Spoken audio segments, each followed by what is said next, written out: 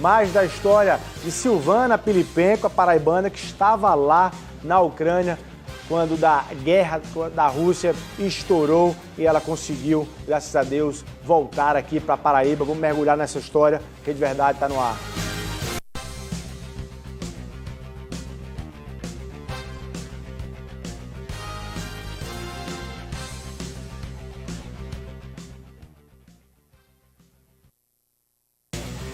Olá, minha Paraíba, muito boa tarde. Quarta-feira, dia 27 de abril de 2022. Nós estamos ao vivo, começando mais uma edição do Seu Rede Verdade. Eu pergunto para você que está acompanhando há algumas semanas essa guerra da Rússia contra a Ucrânia, a gente que está a milhares de quilômetros, se surpreende, lamenta, se indigna, teme inclusive tudo aquilo que está acontecendo naquela região. Imagine quem estava lá, diretamente quem está lá.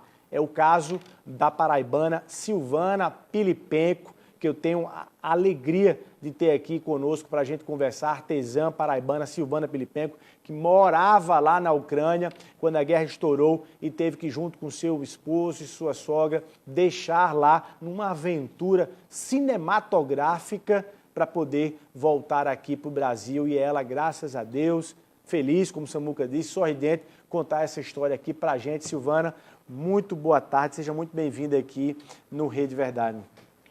Boa tarde a você, Luiz, e a toda a produção. Para mim é um prazer estar aqui contando um pouco da história. E pra gente que por vários dias e diariamente acompanhava a expectativa de chegada de notícias suas, Silvana, que passou basicamente ali 26 dias sem contato com a família. A gente que esperava diariamente esse contato, a alegria é toda nossa de tê-la aqui no estúdio, falando sobre esse tema. Para a gente começar, só para entender, paraibana, como é que você foi parar na Ucrânia, como é que foi essa história da sua vida ter sido transformada aqui do Brasil, aqui da Paraíba, para lá? Você é de Mamanguape, não é isso? Eu nasci em Mamanguape, mas eu morei muito tempo em São Paulo, onde eu conheci meu esposo, que é ucraniano. E nós somos casados há 27 anos e eu morava há 8 anos na Ucrânia. Vocês casaram aqui no Brasil? Casamos aqui e legalizamos o casamento lá no país, para que eu pudesse ter cidadania, né?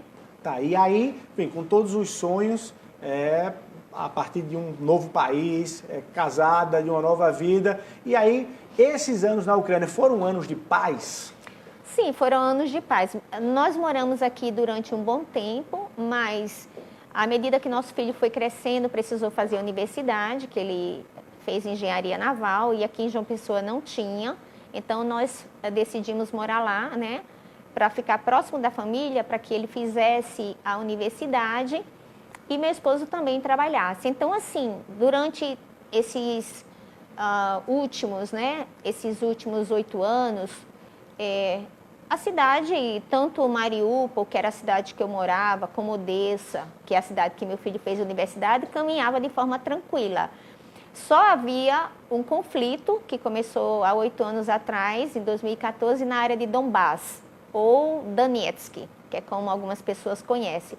Lá sim havia começado o conflito, mas esse conflito não tinha chegado até nós, até o presente momento não tinha chegado. Então vocês acompanhavam, mas era como se algo que não fosse chegar na porta de vocês. Nós acompanhávamos e também um pouco vivíamos, porque nós temos familiares nessa época, nessa área de guerra, em Donbass, nós temos familiares próximos.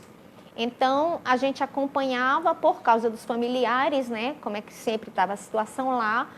Mas eu não acreditava, e eu acredito também que grande parte dos ucranianos, que essa guerra tomasse proporção até chegar até nós, Não era uma ameaça tão real. Vocês acompanhavam, mas não era uma ameaça real. Não. Assim, não era uma ameaça real.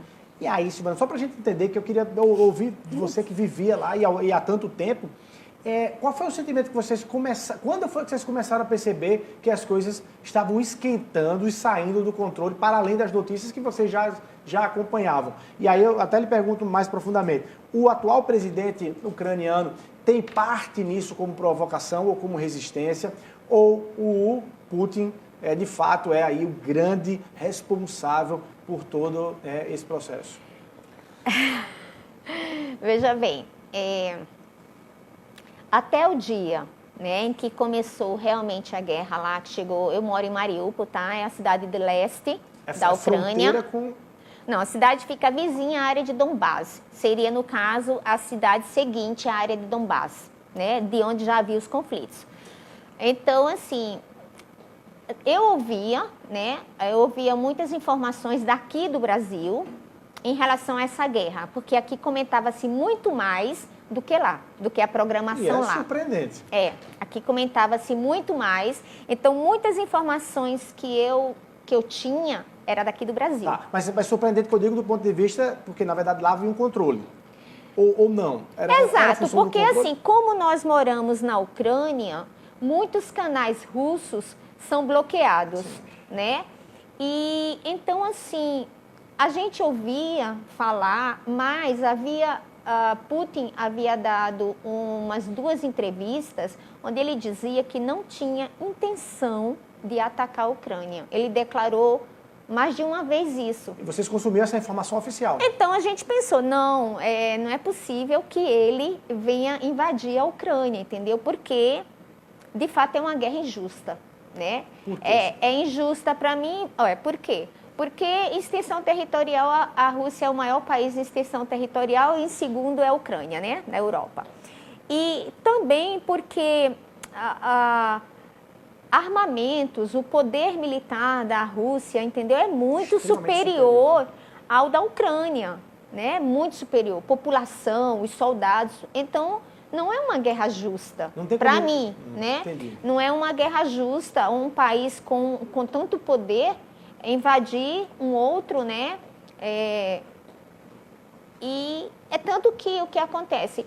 Zelensky, que é o presidente da Ucrânia, ele sempre fala assim, nós estamos resistindo. A Ucrânia, o cidadão ucraniano está resistindo.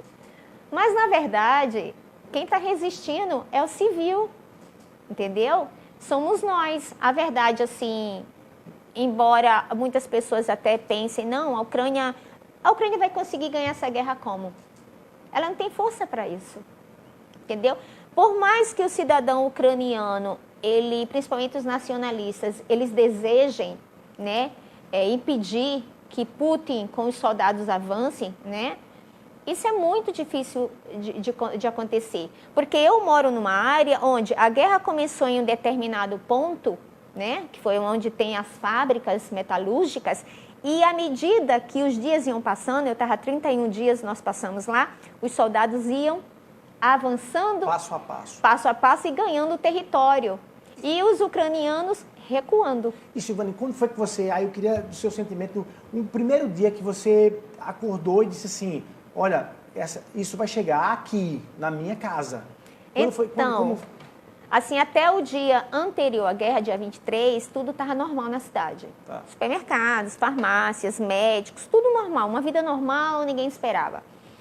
Quando foi no dia 24, às 6 horas da manhã, aproximado, logo cedo, 6, eu acho que 6, esse horário, nós recebemos uma ligação da nossa familiar que mora na área de Donbás. Já mais próximo, já na área de conflitos. Já onde está conflitos há 8 anos atrás. E na ligação, ela não tem o hábito de nos ligar esse horário, né?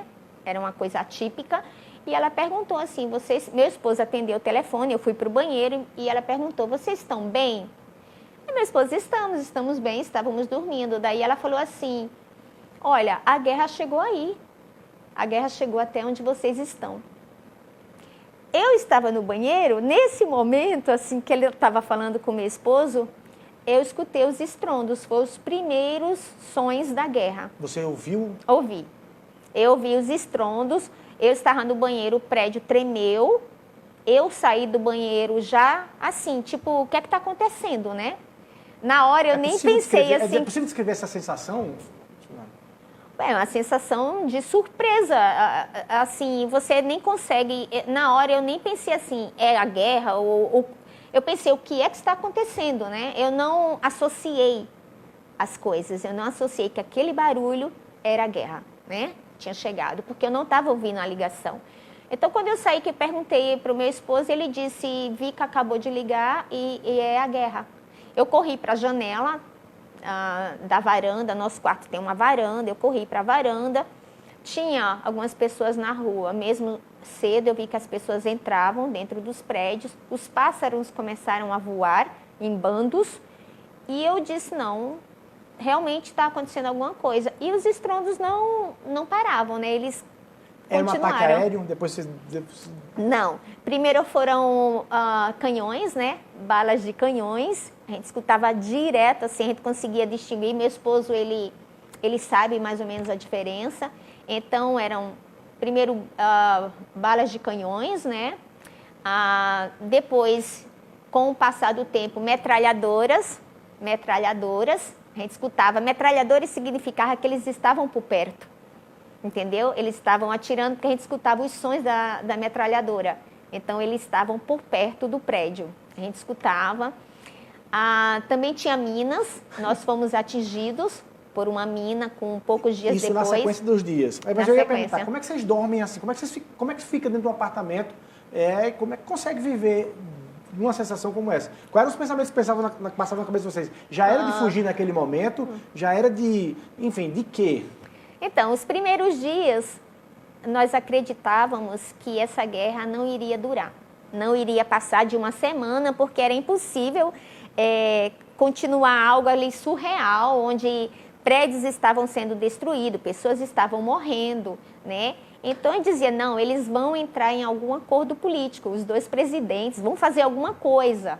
E até então, eu ainda tinha comunicação do dia 24 ao dia 26. De fevereiro. Isso, 24 de fevereiro começou, até o dia 26. Você tinha comunicação com sua família aqui? Isso, e dizia, não, aqui está passando em todas as televisões. Então eu pensava, a pressão, né, e a pressão que Putin estava sofrendo, as sanções, né, que estavam acontecendo. Então ele vai entrar num acordo com Zelensky, né, e vão parar essa guerra. Inclusive são imagens da sua cidade, né? Isso. Mariupol. Sim, aí você imaginava que ia parar. Então Isso, Mariupol. Aí o que acontece? Nós acreditávamos que iria parar no prazo de mais ou menos 2 semanas, alguns dias, que eles iriam se encontrar. Inclusive, houve uma manhã que eles passaram a manhã toda sem atirar. E nós tivemos informações de que aquela manhã eles teriam dado um prazo, porque Zelensky e Putin estavam em negociação. Só quando foi o período da tarde, voltaram a atirar com mais força, então a gente chegou à conclusão de que não tinha dado em nada aquela conversa, entendeu? Então você não saiu de casa? Não, nós não saímos. E saímos. alimentação, remédios? Então, gradativamente, foi a primeira coisa, a rede do celular, o chip, né? A rede parou, a gente não conseguia mais ligar. Depois, a internet foi cortada, dia 26, né, foi cortada, a energia foi cortada, a calefação, a gente não tinha mais aquecimento dentro de casa, a água e, por último, o gás. E aí, Silvana? Aí ficamos sem nada e aí foi onde entrou a fé. Onde entrou a fé, né? E aí foi quando a sua família percebeu que perdeu os dias de contato. E aí a imprensa local, inclusive aqui da Paraíba e depois do Brasil, assim, começou a acompanhar, especialmente aqui na Paraíba, o seu desaparecimento. Isso. Você tinha a sensação de que tinha uma família preocupada e você não conseguia se comunicar? E eu fiquei muito emocionado com, acho que é uma fala da sua mãe durante esse processo, porque foi muito forte, né, a fala dela, quando perguntaram a ela se ela achava que você tinha, né, já tinha morrido. E ela disse que não, e aí alguém perguntou, mas por que? Se ela tivesse morrido, ela tinha vindo aqui me avisar. Mãe. Como é que você ficou com essa sensação de ter uma família e não conseguir nem se comunicar? Então, a minha preocupação eu me preocupava com minha mãe, porque ela já havia perdido um filho, né? Então, eu me preocupava com ela. Eu me preocupava com o meu filho, que tem 26 anos, ele estava no navio em Taiwan, né? E também me preocupava com esse pessoal da área de Donbass, né? Que nós somos bem próximos. Então, essas pessoas, eu sempre pensava e sempre orava para que Deus estivesse confortando, principalmente o coração da minha mãe, do meu filho, colocando no coração deles que nós estávamos vivos, apesar das dificuldades. Teve algum momento que você achou que não voltaria? Assim, teve, mas foram rápidos, que passava pela minha cabeça. Esses momentos que eu achei que eu não voltaria, que eu poderia morrer lá, era quando os aviões começaram a entrar em ação. Depois de vários dias, começou a vir os aviões. E os aviões, o impacto da bomba soltada era muito forte, entendeu? Então, o prédio da gente tremia mais e eu achava que ele poderia desabar sobre nossas cabeças. E isso era de dia, era de noite, entendeu? Não tinha horário específico, podia ser qualquer momento. Então, quando a gente ouvia os aviões, nós não conseguíamos ver onde ele estava. A gente olhava, escutava o som deles, mas não conseguia ver. Logo em seguida vinha o barulho da bomba, né? Que eles lançavam. Então, assim, quando acontecia isso, principalmente à noite, onde a gente ia dormir, né? E tinha que dormir, porque o dia era estafante, a gente ficava cansado, tinha que dormir para poder recarregar as forças para o dia seguinte. Então, eu dizia, nossa, será que eu vou acordar, né? Será que se eu dormir, eu vou amanhecer viva? Nós vamos amanhecer vivos? Então, assim, houve momentos sim, mas eram momentos que passava pela minha mente, né? Mas que eu procurava afastá-lo, porque eu sempre acreditei que Deus iria fazer um milagre. Nunca... E fez. Você considera um milagre? Fez, para mim é. Você consegue esquecer o barulho das bombas? Vocês estão com tratamento, quando chegando aqui, procuraram tratamento psicológico para poder, enfim, trabalhar todo esse trauma de anterior ou não? Como é que vocês Não, inclusive, eu agradeço, houve psicólogas que entrou em contato comigo oferecendo serviços e tratamento. Isso, mas nem o meu tempo dá para mim parar e ir para uma sessão, porque eu estou cuidando, a prioridade agora é minha sogra, os tratamentos para ela, e meu esposo que precisa trabalhar, então ele também está fazendo alguns exames e tal. Então, eles são a prioridade. Mas sim, quando a gente escuta, eu estou assim, quando eu vejo, hoje eu vi uma casa demolida, hoje. Eu saí pela manhã, quando a gente voltou... Aqui em João Pessoa? Aqui. Demoliram uma casa, aqui pro lado do centro. Quando eu passei, que eu olhei, vem tudo na minha mente, entendeu? Outra coisa também, madeira. Gente, eu não posso ver um pedaço de madeira. Por quê? Porque madeira pra gente é fogo, né?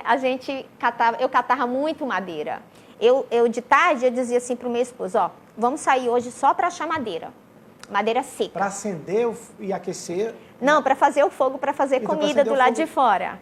Porque como estava frio e nevou, a madeira que tínhamos também era muito úmida.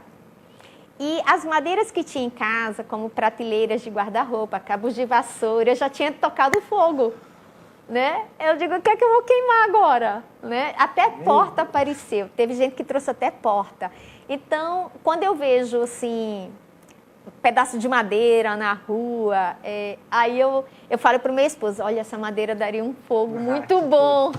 Olha só, eu derrubei aqui, vamos tirar todas as matérias do programa de hoje em função, enfim, dessa história da Silvana. Mas eu preciso ir para o intervalo comercial e a gente volta aqui, porque eu vou querer saber, explorar melhor o tempo aqui, Silvana, para saber como é que, enfim, foi a sua chegada, o sentimento da sua chegada aqui na Paraíba. Um minutinho e a gente volta.